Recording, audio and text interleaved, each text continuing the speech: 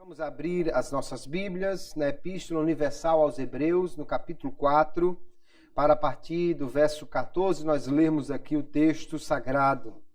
E diz assim, Hebreus 4, verso 14, visto que temos um grande sumo sacerdote, Jesus, Filho de Deus, que penetrou nos céus, retenhamos firmemente a nossa confissão, porque não temos um sumo sacerdote que não possa compadecer-se das nossas fraquezas, porém um que, como nós, em tudo foi tentado, mas sem pecado.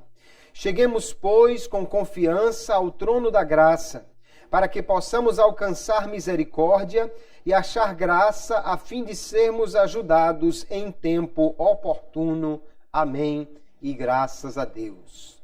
Nós temos aqui um texto, queridos, que é muito importante, contém verdades muito consoladoras, confortadoras para nós, os crentes. Porque todos nós enfrentamos momentos de adversidades, momentos de dificuldades, somos fracos e somos tentados muitas vezes e precisamos de alguém que nos socorra, de alguém que nos ajude em tempo de dificuldade. E nós vamos ver nesse texto que os crentes são muito privilegiados, porque eles têm um lugar para onde correr, eles têm um lugar para onde ir, um socorro bem presente, como dizia o salmista, na hora da tentação, da adversidade, da dificuldade. Nós vamos falar deste lugar hoje com o tema Chegando ao Trono da Graça. Nós lemos esse texto aqui, que está na Epístola aos Hebreus, né? E a Epístola aos Hebreus, ela tem um ponto central, uma mensagem central, que é apresentar Jesus como sumo sacerdote perfeito, superior a Moisés, Arão, superior aos anjos, superior a qualquer outro ser. Jesus é esse grande sumo sacerdote. E nós vamos ver nessa epístola que diversas vezes Jesus está sendo apresentado assim.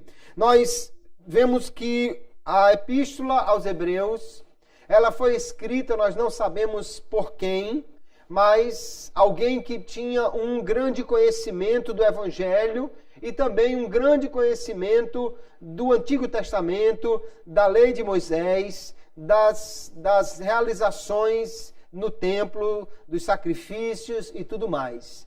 E esta pessoa está escrevendo para advertir os cristãos que vieram do judaísmo, né, os judeus que aceitaram a Jesus.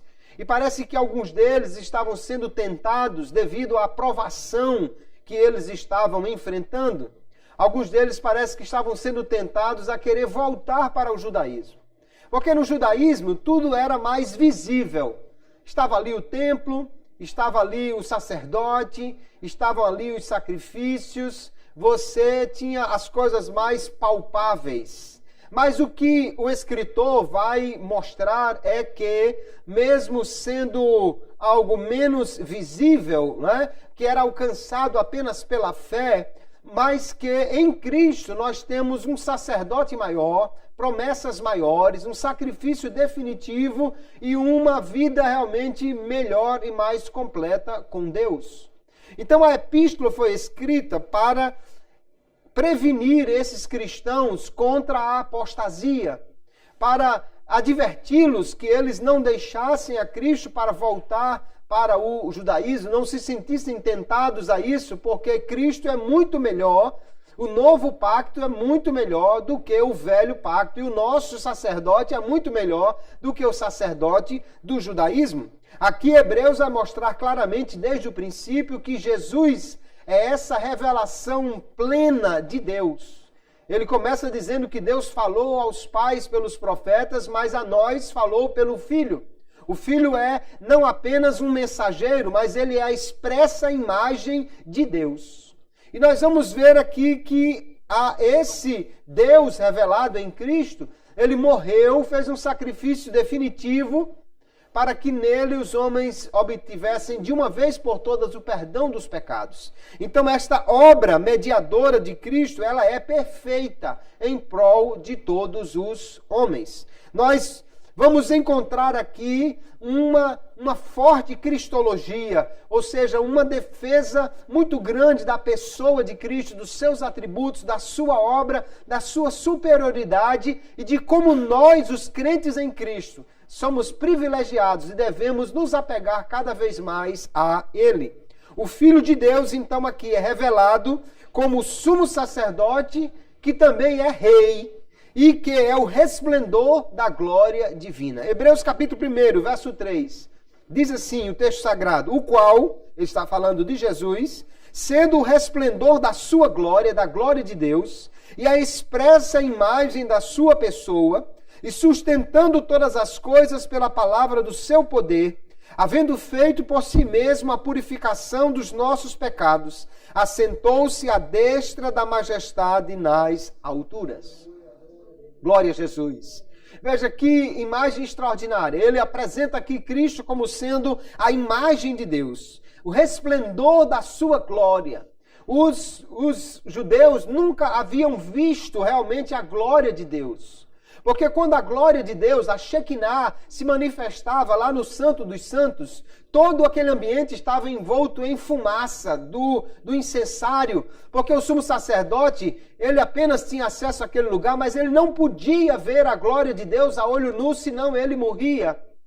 Mas agora a glória de Deus está caminhando na terra. A glória de Deus está sendo vista pelos homens. Jesus é essa expressa imagem de Deus. Lá em João capítulo 14, os discípulos veem que Jesus está falando da sua partida e dizem, olha Senhor, antes do Senhor partir, mostra-nos o Pai. E ele disse, Filipe, eu estou há tanto tempo convosco que você ainda não conhece que eu sou a imagem do Pai? Que quem vê a mim vê o Pai? Que eu e o Pai somos um. Então Cristo é esta grande revelação de Deus para nós, mas aí diz o texto que ele fez a purificação dos nossos pecados, ele é o sacerdote que levou o sacrifício perfeito pelos nossos pecados e ao mesmo tempo ele está assentado à destra da majestade nas alturas, ele é um rei que está assentado no trono. Então este sacerdote que também é rei, que está assentado no trono da graça, é que nós vamos ver nesta noite como nós temos acesso a isso pela fé nele. Então nós vamos estudar um pouco nesta epístola aqui e vamos ver que Cristo é esse perfeito sumo sacerdote. Jesus é um sacerdote que é apresentado aqui de uma ordem diferente, de uma ordem superior. Ele é chamado de grande sumo sacerdote. Ora, irmão, ser sacerdote já era muita coisa. Ser sumo sacerdote já era uma coisa extraordinária. Somente um homem por vez tinha essa distinção. Mas Jesus, ele é o grande sumo sacerdote. Nenhum sacerdote jamais trouxe para si esse nome de grande, porque Jesus apenas tem este nome superior a todos os sumos sacerdotes. E ele é um sacerdote diferente. Os sacerdotes terrenos eram da linhagem de Arão, mas Jesus é da ordem de Melquisedeque. Nós vamos encontrar algumas vezes aqui em Hebreus essa referência, que é uma citação do Salmo 110 e o verso 4, que diz assim, jurou o Senhor e não se arrependerá. Tu és um sacerdote eterno, segundo a ordem de Melquisedeque. E aqui está a grande diferença. Os sacerdotes da ordem de Arão, eles eram passageiros. Eles nasciam e morriam. Eles começavam e terminavam a sua ministração. Mas Jesus, ele é dito da ordem de Melquisedeque, porque Melquisedeque é aquela figura que no Antigo Testamento é apresentado sem início e sem fim. Sem pais, sem genealogia, é um símbolo então utilizado aí para falar de um sacerdote que é eterno. E aí exatamente isso que o salmista está dizendo, Jesus é sacerdote eterno. E outra coisa interessante dessa figura é porque o Melquisedeque, ele era sacerdote do Deus Altíssimo e também ele era rei. Ele era rei de Salém, rei de paz, e o seu nome está ligado à justiça, né? Ele é rei de justiça no seu nome, e é rei de paz na cidade que ele é o sacerdote e é também o rei ali. Então este homem que é sacerdote e rei, nunca houve na história ninguém com esta qualidade. Nós vamos encontrar apenas a figura de Melquisedeque, que é um tipo de Cristo. E Cristo será este homem, que é ao mesmo tempo sacerdote, que comparece diante de Deus por nós, e também é rei. Ele é o próprio Deus assentado no trono e tem autoridade real para interceder por nós. Além do mais, aqui o texto diz que Jesus é o Filho de Deus. Os sacerdotes todos eram servos de Deus. Mas Jesus é mais do que um sacerdote terreno. Ele é a segunda pessoa da Trindade. É o Filho de Deus, não apenas um intercessor humano.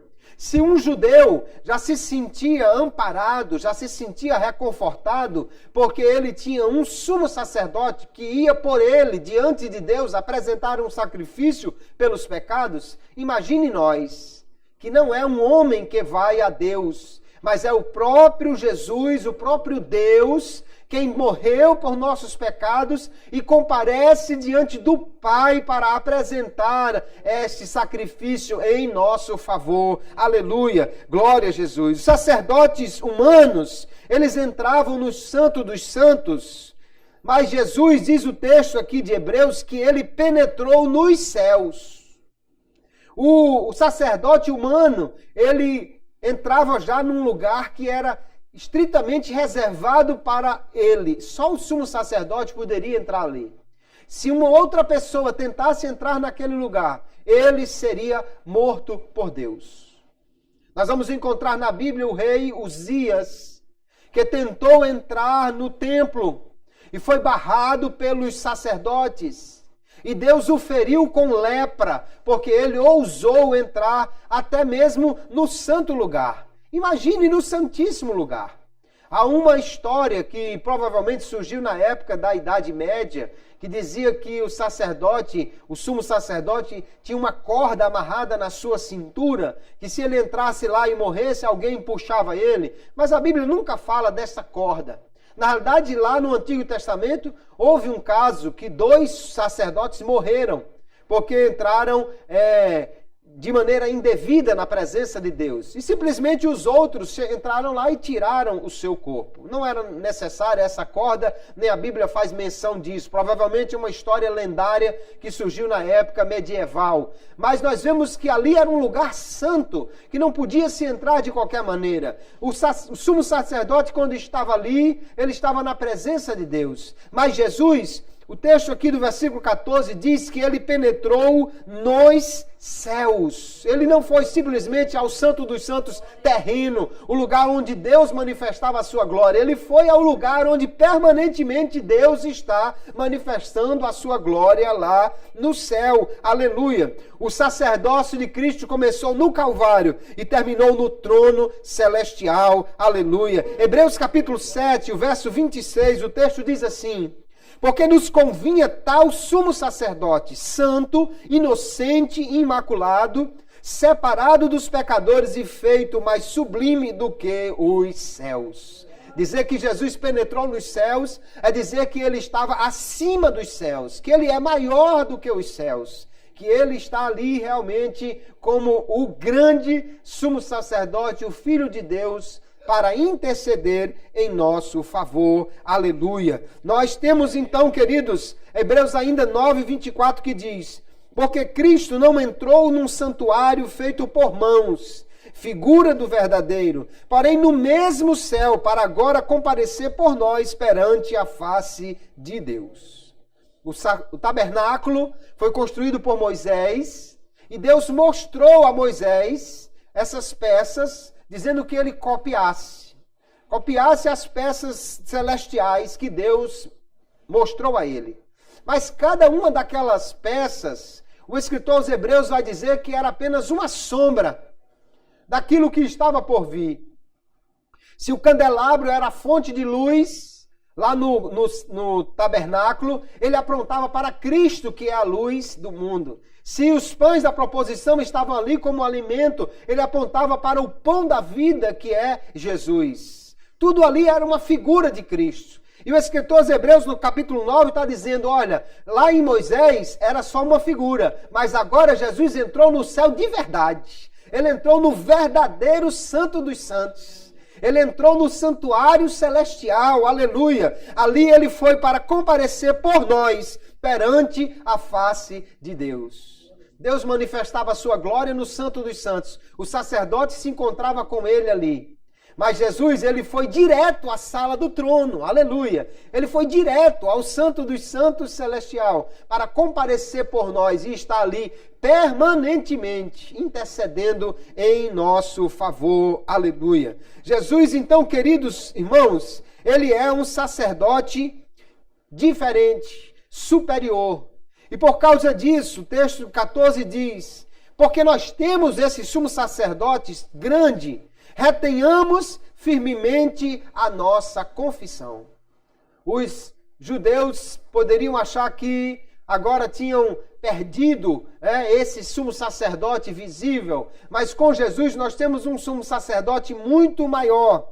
E devemos, irmãos, sustentar essa nossa confissão, essa nossa declaração que Jesus é o nosso grande sumo sacerdote, que Ele é o nosso Redentor, que Ele é o intercessor por nós. Escrevendo também lá no capítulo 9, verso 24 em diante, diz o texto, tendo, pois, irmãos, ousadia para entrar no santuário pelo sangue de Jesus, pelo novo e vivo caminho que ele nos consagrou pelo véu, isto é, pela sua carne, e tendo um grande sacerdote sobre a casa de Deus, cheguemo-nos com verdadeiro coração, em inteira certeza de fé, tendo os corações purificados da má consciência e o corpo lavado com água limpa, retenhamos firmes a confissão da nossa esperança, porque fiel é o que prometeu. Aleluia.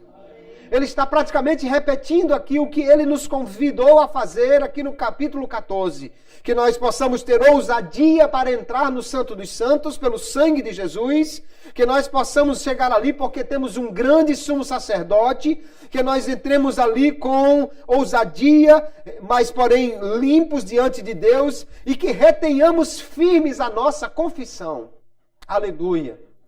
O crente não tem que se envergonhar de maneira nenhuma, queridos, em nenhum lugar, em nenhuma situação, de que ele é crente em Jesus. Mas somos aqui advertidos que devemos manter firmes a nossa confissão no Senhor, a nossa fé nele. Se um crente se envergonha de ser crente, se um crente se abstém de fazer a sua confissão, a sua declaração, isso é um problema. Jesus disse, aquele que me negar diante dos homens, eu o negarei diante do Pai. Aquele que me confessar, porém, diante dos homens, eu o confessarei diante do Pai. Aleluia. Se nós o confessamos aqui, se nós mantemos firmes a nossa confissão aqui, Ele promete que manterá também firme a confissão sobre nós, lá no Santo dos Santos Celestial, no lugar do trono de Deus. Aleluia. Bendito seja o nome do Senhor. Ainda nós temos aqui um sumo sacerdote muito melhor do que o sumo sacerdote da casa de Arão. Sabe por quê? Porque esse sacerdote aqui, ele tem simpatia conosco. Aqui o verso 15 diz, porque não temos um sumo sacerdote que não possa compadecer-se das nossas fraquezas. O sumo sacerdote era realmente um cargo muito elevado. Podia ser que alguém sendo sumo sacerdote se considerasse tão superior aos outros que não se importasse muito com eles. Ou alguém podia pensar, olha, mas se um sumo sacerdote terreno pode de repente ser tomado de uma certa vaidade, de uma vanglória, de um orgulho, e não se identificar muito com os homens simples, que dirá um sumo sacerdote tão grande como esse? Mas o escritor aos Hebreus está dizendo, não, o sumo sacerdote que nós temos, ele pode compadecer-se sim das nossas fraquezas, porque ele foi tentado como nós em tudo, mas sem pecado. Aleluia. Jesus participou da nossa fraqueza. se você for tentado, ou quando você for tentado em alguma área da vida, você precisa saber de uma coisa: Jesus também foi tentado como você. Só que ele não cedeu à tentação. Quando nós pensamos aqui que vamos a um lugar difícil, nós gostaríamos muito de saber de alguém que já foi lá. Se esse lugar tem uma estrada muito, muito ruim, com buracos, com armadilhas, nós gostaríamos de saber de alguém que já foi lá, mas que não caiu nas armadilhas, para poder nos orientar como chegar também lá. Jesus é este que chegou lá, aleluia, que venceu, mas suportou cada tentação, foi tentado em tudo. Alguém pensa assim, mas era fácil para Jesus. Ele não foi tentado como eu fui. Pelo contrário, amados irmãos, Jesus foi mais tentado do que nós. Sabe por quê? Porque nós somos tão fracos que nós podemos cair, se não na primeira, mas na segunda, terceira, na quarta, na 15ª, na 29ª tentação. Alguma vez nós vamos ceder porque nós somos falhos. Então nós nunca vamos experimentar toda a força de tentação do inimigo. Porque nós vamos cair antes que chegue até ele esgotar o seu repertório de tentações. Mas Jesus, ele foi tentado em tudo e ele não pecou. Se ele não pecou, mas pode ter certeza que o diabo tentou de tudo para fazê-lo pecar. Então ele resistiu cada tentação, toda a fúria do inimigo. Ele suportou, ele venceu essas tentações por nós. Aleluia. No texto de Hebreus capítulo 2, e o verso 17 e 18 diz: pelo que convinha que em tudo fosse semelhante aos irmãos, para ser misericordioso e fiel sumo sacerdote naquilo que é de Deus, para expiar os pecados do povo, porque naquilo que ele mesmo, sendo tentado, padeceu, pode socorrer aos que são tentados. Ora, se Jesus passou por cada tentação, amados irmãos, nós podemos ter a certeza que podemos recorrer a Ele. Jesus, me ajude a vencer essa tentação. E Ele saberá nos ajudar. Por quê? Porque Ele já passou por ela. Aleluia. Não só Ele sabe o que é a tentação, porque Ele é onisciente, mas Ele sabe porque experimentou cada tentação. Aleluia. Lá no livro de Jó, dos livros mais antigos, ou provavelmente o primeiro livro da Bíblia a ser escrito, capítulo 9, capítulo 10, Jó diz assim: olha, mas Deus, tu não sabes o que é ser de carne, tu não sabes o que é sofrer, Deus. Mas aqui Jesus pode dizer a Jó: Jó, eu sei o que é padecer tentação, e eu venci cada uma delas e posso lhe socorrer no momento de dificuldade, aleluia. No momento que nós precisarmos, Jesus está pronto a nos socorrer. Ele foi tentado, diz o texto do verso 15, em tudo. Quer dizer que Jesus passou por cada tipo de tentação. Não quer dizer que Jesus passou por cada tipo de tentação. Até porque hoje nós temos situações que não existiam na época de Jesus. Por exemplo, alguém hoje pode ser tentado a ver pornografia na TV ou na internet. É óbvio que Jesus não podia ser tentado nesse tipo de tentação, na sua época não existia isso. Mas ele foi tentado de uma maneira que faz com que todo tipo de tentação seja representada ali. Ele foi tentado no seu ser por inteiro, no seu espírito, na sua alma e no seu corpo. Ele foi tentado no relacionamento com Deus, no relacionamento com as pessoas, e ele foi tentado no campo do apetite do corpo, em tudo. Na primeira tentação de Jesus, nós vamos ler lá em Mateus capítulo 4, também lá em Lucas capítulo 4, esse relato da tentação. O diabo tentou: se tu és filho de Deus, transforma essas pedras em pão. Jesus foi tentado no que diz respeito a satisfazer as necessidades do corpo. Se você é tentado na questão da comida, na questão sexual, em alguma questão que diz respeito a atender as necessidades do corpo, Jesus foi tentado também aí e ele venceu. A segunda tentação, o diabo diz: lança-te daqui de cima do templo abaixo. Ora, se Jesus lançasse e os anjos o aparassem e ele descesse suavemente lá no pátio do templo, lá embaixo, as pessoas o aplaudiriam, as pessoas dariam glórias a ele ficaria logo famoso. Jesus foi tentado aí no relacionamento com os homens a fazer algo que chamasse a atenção. Se alguém é tentado pela fama, se alguém é tentado em ser alguém popular, conhecido, famoso, em ser melhor do que os seus semelhantes, Jesus também foi tentado nesta área e ele venceu. E a última tentação desse episódio aqui, porque Jesus sofreu muitas outras tentações, segundo o texto mesmo de Mateus vai dizer, é que o diabo mostra-lhe os reinos do mundo e diz, tudo isso te darei, se prostrado me adorares. Jesus diz, vai-te, Satanás, porque está escrito, ao Senhor teu Deus adorarás e só a Ele servirás. No relacionamento espiritual com Deus, Jesus também foi tentado. Se alguém é tentado a querer ser melhor do que outro, ou oferecer culto a outro, se alguém é tentado de obter fama, glória e muitas coisas por meio das questões espirituais, Jesus também foi tentado nisso e ele venceu as tentações. Então o escritor aos Hebreus está dizendo no capítulo 4, verso 15, ele pode compadecer-se das nossas fraquezas, porque ele foi tentado em tudo, mas ele não pecou. Aleluia. Jesus participou da nossa fraqueza, mas ele venceu as tentações. Quando alguém era tentado, lá no Velho Pacto, quando um judeu era tentado, ele não podia pedir socorro ao sumo sacerdote. Porque o sumo sacerdote não estava apto a estar em qualquer lugar que alguém precisasse para ajudá-lo nas tentações. Quando um judeu era tentado lá no antigo pacto, na antiga aliança, ele também não tinha como entrar no Santo dos Santos para pedir socorro a Deus. Ele estava, vamos dizer assim, sozinho nesta questão. Ele muitas vezes iria cair em tentação porque, a menos que tivesse algum companheiro ali ou alguém, ele não tinha a quem pedir socorro. Mas nós, amados irmãos, temos um sumo sacerdote que conhece as fraquezas, conhece os pecados, conhece as tentações e ele está pronto a nos socorrer em qualquer tentação que nós tenhamos. Aleluia.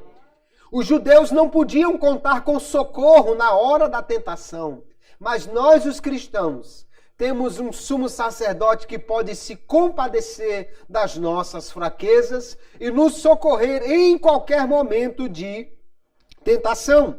Ele é um Deus que se importa conosco.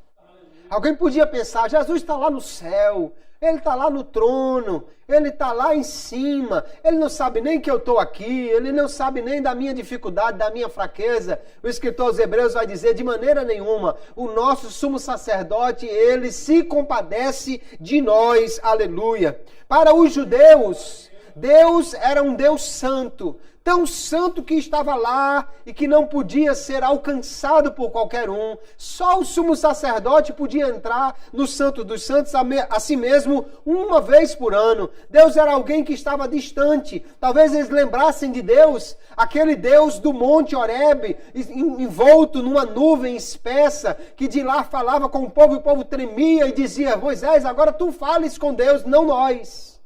Deus era um Deus distante para os judeus. Para os gregos, a característica dos deuses era o que nós chamamos hoje de apatia. Eles falavam de deuses que estavam lá no Olimpo, viviam a sua vida lá e não davam a menor bola para os terrestres. Os deuses não se importavam com os mortais. Eles não sofriam, eles não experimentavam qualquer tipo de simpatia ou de empatia pelo sofrimento humano.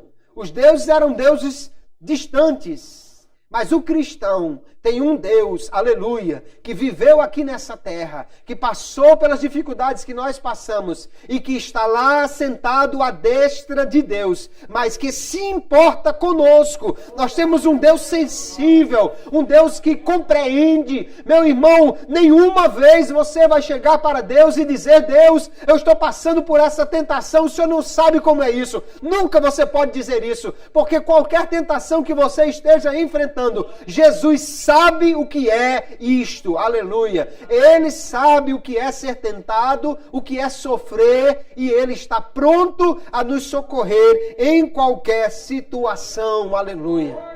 Ele compreende a nossa dificuldade e Ele nos ajuda quando nós precisamos de socorro. O nosso sumo sacerdote é um sumo sacerdote que tem esta simpatia conosco. Ele participa dos nossos sofrimentos, dos nossos sentimentos, aleluia. Nós temos também, queridos, um sumo sacerdote que está, segundo o verso 16, assentado num trono de graça, aleluia.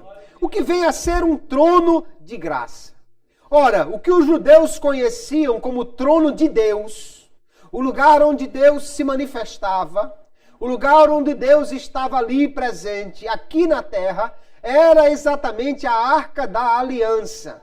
E especialmente a tampa ou a cobertura da arca, que era chamada o propiciatório. Deus mandou construir a arca e o propiciatório, a sua tampa, e disse: ali eu me apresentarei diante dos homens. Veja o texto de Êxodo capítulo 25.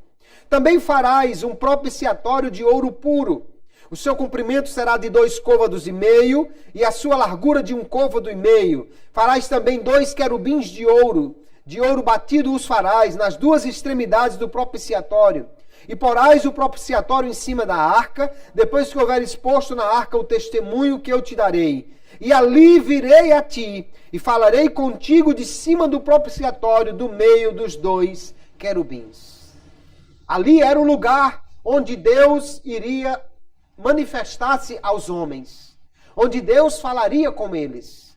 Se alguém podia dizer que existia algum trono de Deus, ou um lugar onde Deus se assentaria e poderia ser consultado aqui na terra, era o Santo dos Santos, o propiciatório, a cobertura da arca que estava ali. Mas esse lugar não era um trono de graça. Era um lugar de muitas vezes Deus executar juízos.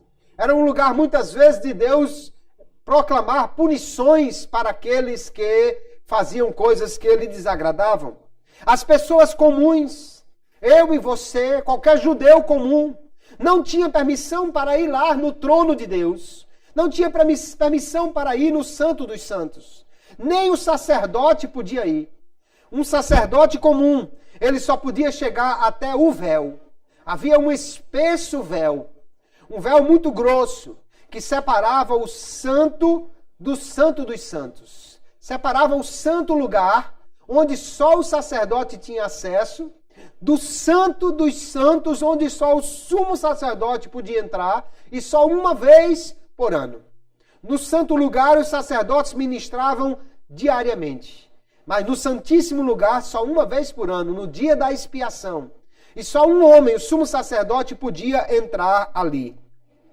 Ele não podia ir no outro dia, e nenhum outro homem poderia passar além do véu. Só o sumo sacerdote e só nesse dia da expiação. Mas o que é extraordinário é que no texto aqui, o escritor nos convida, dizemos, cheguemos com confiança ao trono da graça.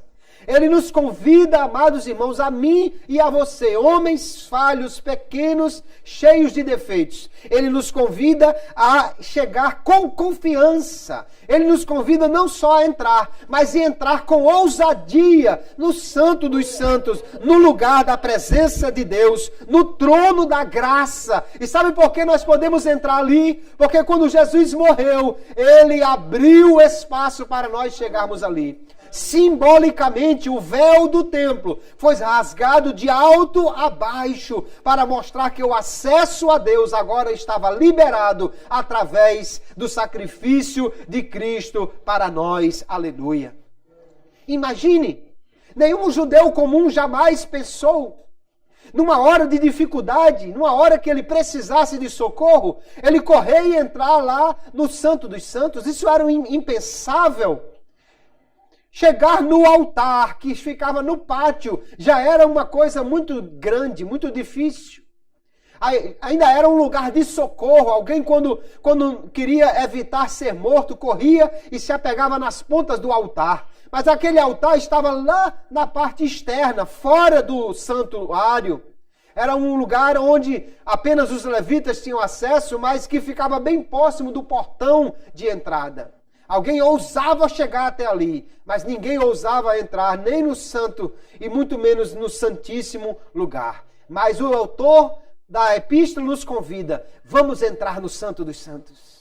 E vamos entrar com confiança, vamos entrar com ousadia, aleluia, porque ali agora não é um lugar de juízo, é um trono de graça, aleluia. Um trono onde a graça de Deus se manifesta. O sumo sacerdote entrava no Santo dos Santos com temor. Ele se limpava, ele se lavava, ele entrava com muito cuidado, porque se ele entrasse ali de forma impura, ele seria fulminado. Agora imagine eu e você, fracos, falhos, cheios de defeitos, como é que nós vamos entrar no Santo dos Santos? E ainda nós somos convidados a entrar com ousadia, aleluia, a fazer isso com confiança. Efésios capítulo 3 e o verso 12, o apóstolo Paulo diz, no qual, em Cristo, temos ousadia e acesso com confiança pela nossa fé nele, aleluia.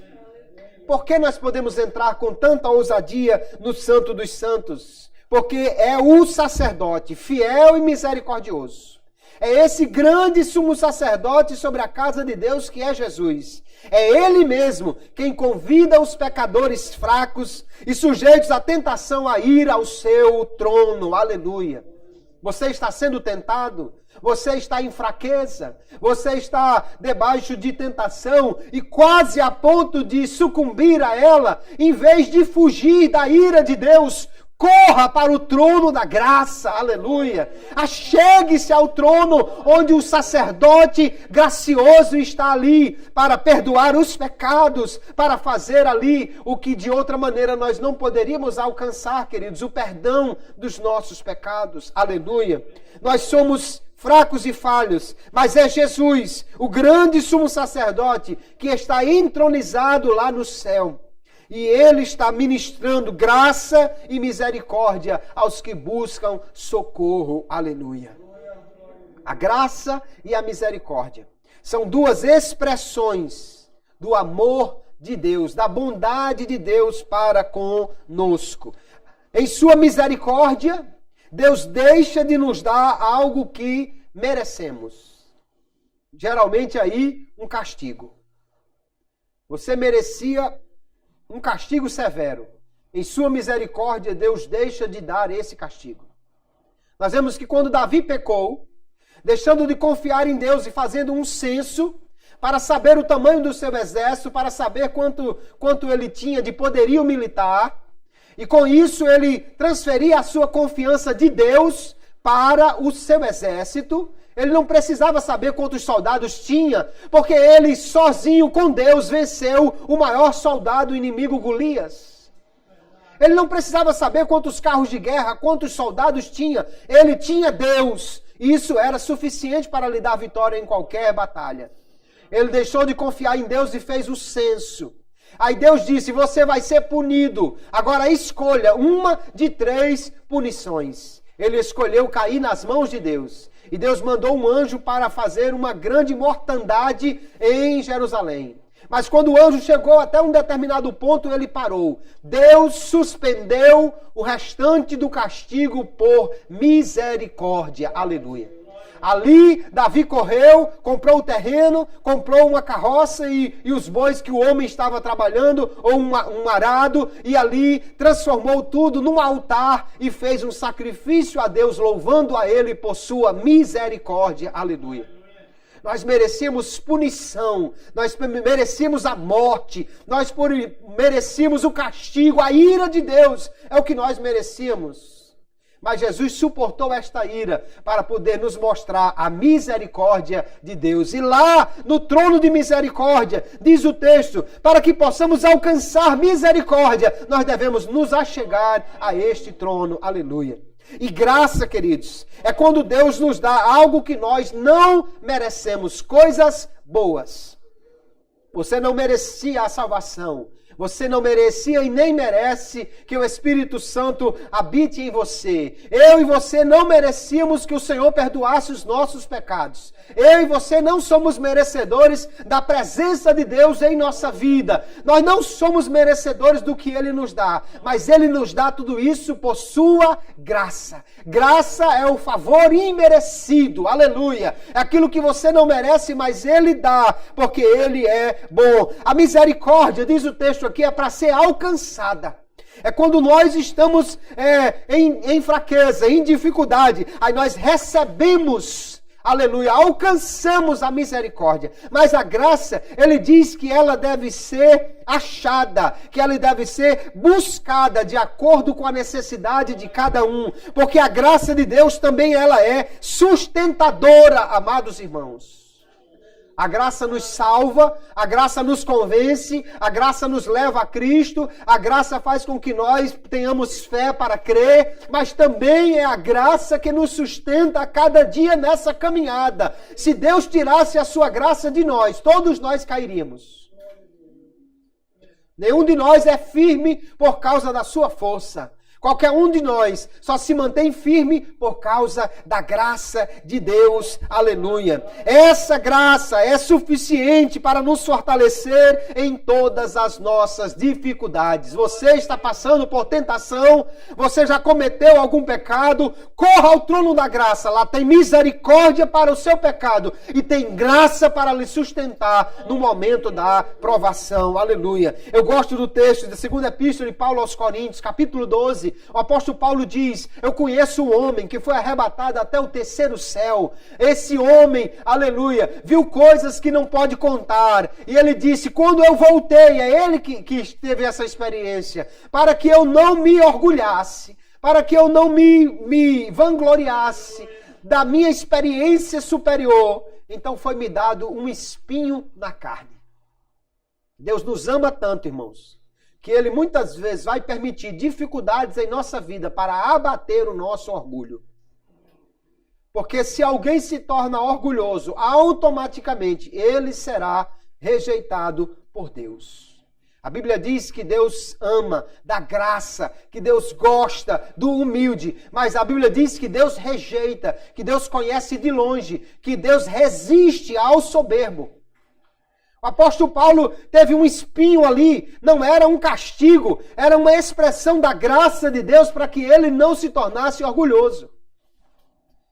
Mas ele disse que orou 3 vezes para que Deus tirasse aquele espinho dele. E a resposta de Deus é essa que está no verso 9 e 10. E disse-me, a minha graça te basta, porque o meu poder se aperfeiçoa na fraqueza. De boa vontade, pois, me gloriarei nas minhas fraquezas, para que em mim habite o poder de Cristo. Pelo que sinto prazer nas fraquezas, nas injúrias, nas necessidades, nas perseguições, nas angústias por amor de Cristo. Porque quando estou fraco, então sou forte. Aleluia. Alguém podia pensar que porque nós somos fracos, porque nós temos fraquezas, conforme o versículo 15 disse aqui, então nós estamos totalmente isentos de ter a graça de Deus, ou nós estamos tão distantes de Deus que não podemos ter mais dele. Mas é exatamente o contrário, irmãos. É exatamente quando nós nos despojamos de qualquer força própria, quando nós estamos em fraqueza e dependendo inteiramente da graça de Deus, aí é que nós somos fortes. Aleluia.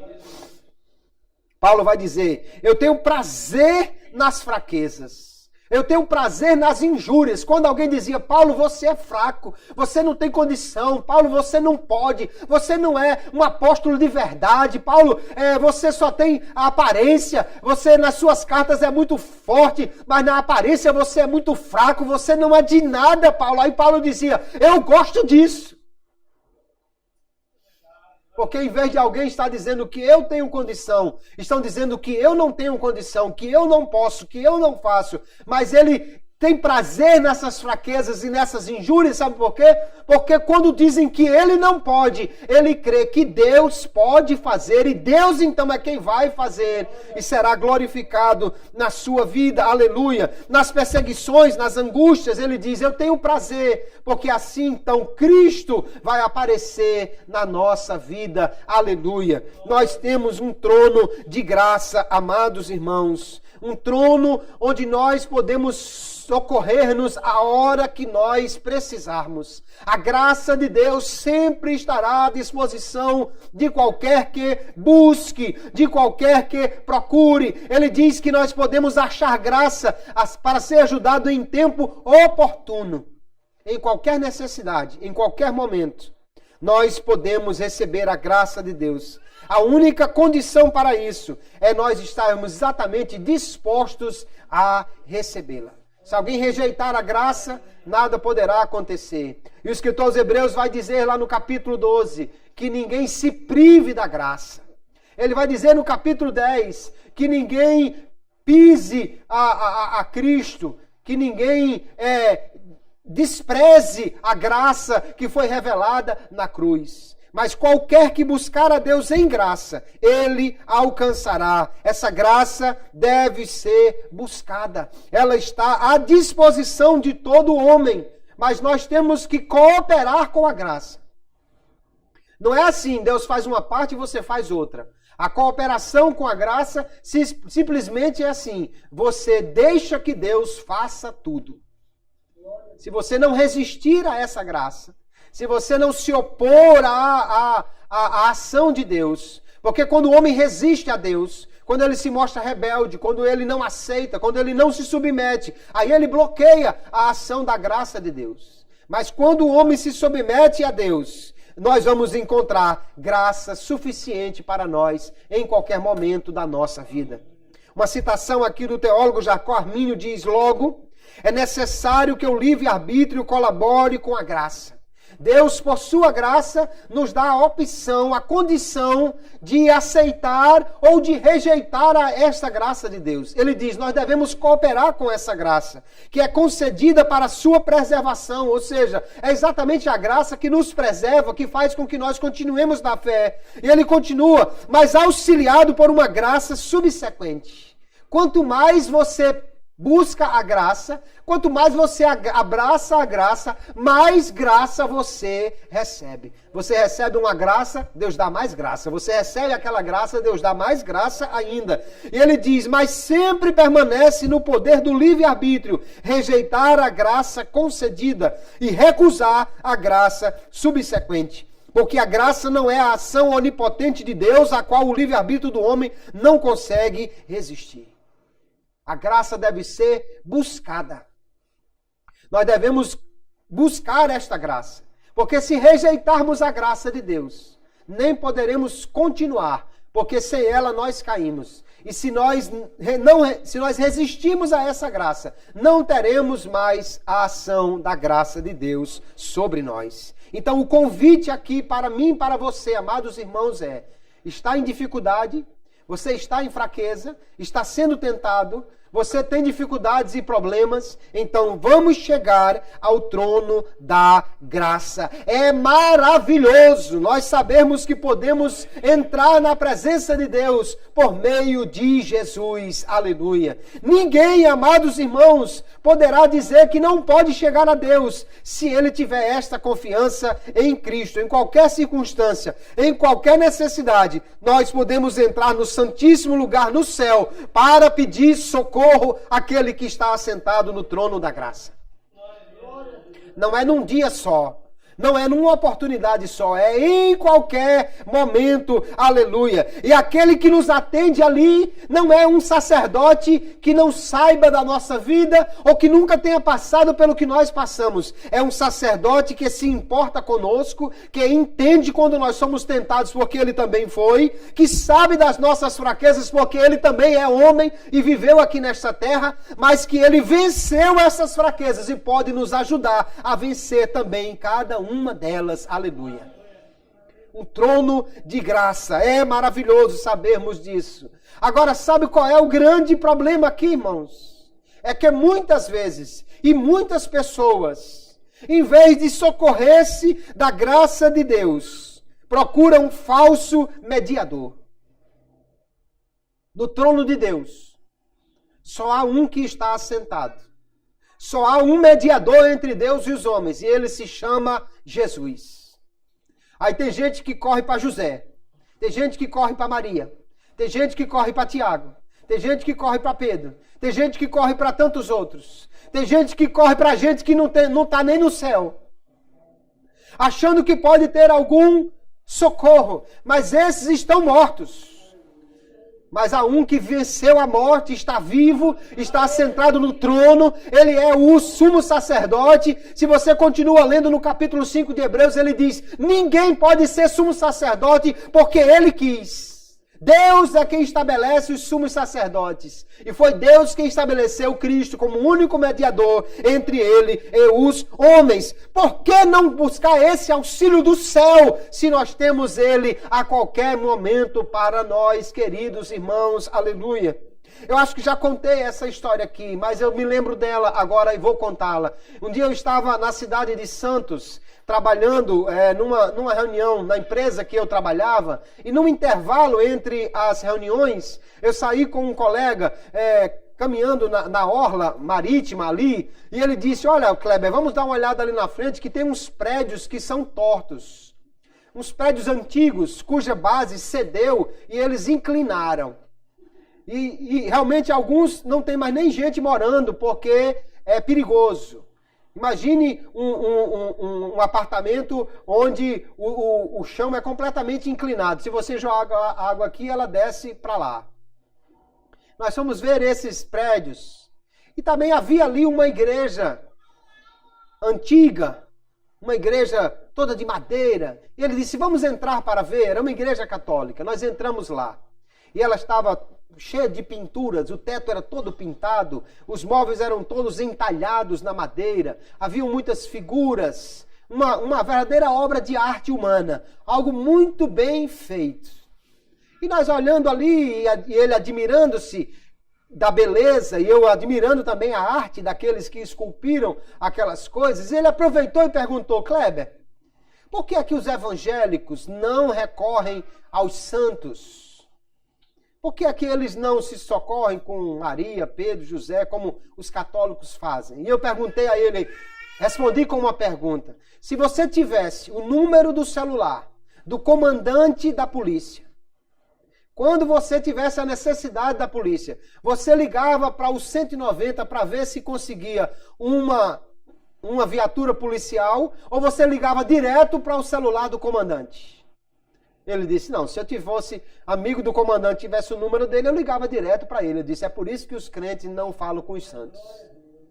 Porque nós temos acesso direto ao comandante, aleluia. Nós temos acesso direto àquele que resolve, aleluia. Além do mais, eu não precisava explicar ele, mas obviamente ninguém pode se comunicar com aqueles que estão mortos. Só podemos nos comunicar com aquele que está vivo. E ele é o sumo sacerdote que é rei, está sentado no trono e pronto para nos socorrer. Não há por que buscar nenhum outro socorro, aleluia. O segredo desta ousadia, desta confiança que nós temos de entrar no santuário divino, de entrar no Santo dos Santos, é manter sempre a comunhão com Cristo. Sabe por que eu e você podemos entrar no santuário celestial? Podemos achegar-nos ao trono da graça, porque nós estamos em Cristo. Aleluia. Quando você chega na porta, o que Deus vê não é você. Quando você chega lá, o que Deus vê não é você. O que Deus vê é Cristo onde você está escondido. Aleluia. Ele vê Cristo, ele vê os méritos de Cristo. Por isso que você tem acesso. Tentar entrar na presença de um rei sem ser convidado, ou sem ser da sua família íntima, era caso para ser morto. Nós podemos nos lembrar da situação lá no livro de Esther. Quando ela precisava ter uma audiência extra com o rei, mas ela não podia simplesmente entrar na presença do rei sem ser chamada. E se entrasse ali, ela corria risco de vida ou de morte. E ela então pede que os judeus jejuem por ela. Ela também vai jejuar junto com as suas acompanhantes, porque era um caso grave. Ela ia arriscar entrar na presença do rei. Se o rei levantasse o cetro para ela, ela sobreviveria. Mas se ele não tivesse num dia bom, se ele não tivesse de bom humor, se ele tivesse meio atravessado, se ele tivesse naquele dia que bateu com o dedo mindinho na quina da cama real, se ele tivesse naquele dia perigoso, você corria o risco de morrer se entrasse na presença dele sem ser chamado. Isso eu estou falando de um rei terreno.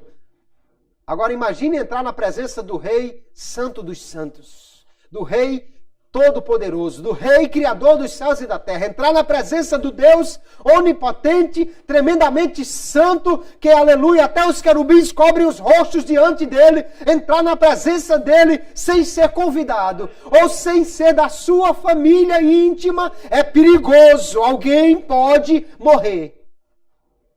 Mas sabe por que eu e você entramos correndo no trono da graça? Sabe por que nós entramos com ousadia, com confiança? Em primeiro lugar, queridos irmãos, é porque nós somos filhos do Rei. Aleluia! Em Cristo nós somos adotados. Nós agora somos filhos do Rei. Quando você chega na porta da sala do trono, o guarda não pergunta quem você é. Aleluia!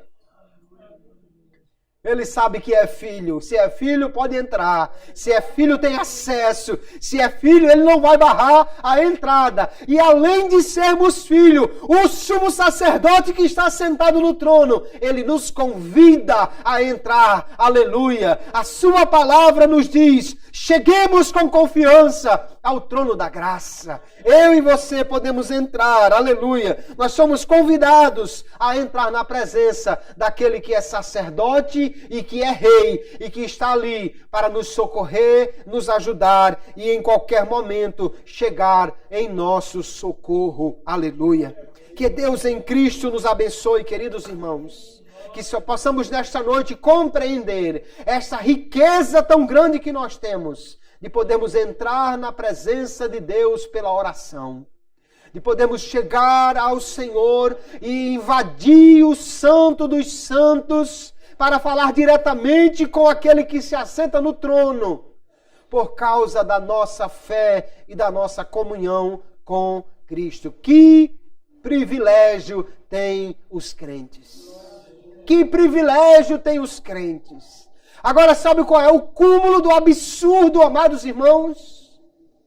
É que tem muito crente que mesmo sabendo, ou porque não lembra desta verdade, em vez de gastar tempo na oração, gasta mais tempo fazendo qualquer outra coisa. Perde tempo no WhatsApp, no Facebook, nas redes sociais. Perde tempo conversando com qualquer pessoa, em qualquer circunstância. Às vezes para numa esquina e passa minutos, horas conversando com alguém. Liga no telefone e se for daqueles que não paga pela quantidade de minutos, pode passar o dia falando com alguém que está do outro lado. Alguém que é capaz de jogar a conversa fora durante horas e horas e horas com alguém. Mas quando se ajoelha, depois de 5 minutos, parece que não tem mais o que dizer. Isso é, irmãos, uma tragédia, porque nós podemos entrar no Santo dos Santos e falar diretamente com o Deus Todo-Poderoso e negligenciamos a nossa vida de oração. Negligenciamos o tempo que nós podemos entrar para chegar à sua presença. Gastamos tão pouco tempo ajoelhados diante do santuário de Deus. Aleluia. mas que nesta noite nós possamos ser tocados pela verdade desta tão profunda mensagem que o livro de Hebreus nos apresenta. Eu e você, aleluia, podemos entrar no Santo dos Santos a qualquer momento e encontrar naquele que está sentado no trono graça, misericórdia, socorro em qualquer momento que nós precisarmos. Não negligencie a sua vida de oração. Gaste mais tempo com Deus, tenha mais comunhão com Ele, vá mais vezes ao trono celestial, participe mais vezes, aleluia, deste momento tão excepcional de entrar no Santo dos Santos. Ele está pronto a nos dar graça e misericórdia sempre que nós precisarmos. Amém, queridos? Que Deus os abençoe, que possamos nesta noite e todos os dias, com confiança, chegar ao trono da graça. Deus abençoe a todos em nome de Jesus.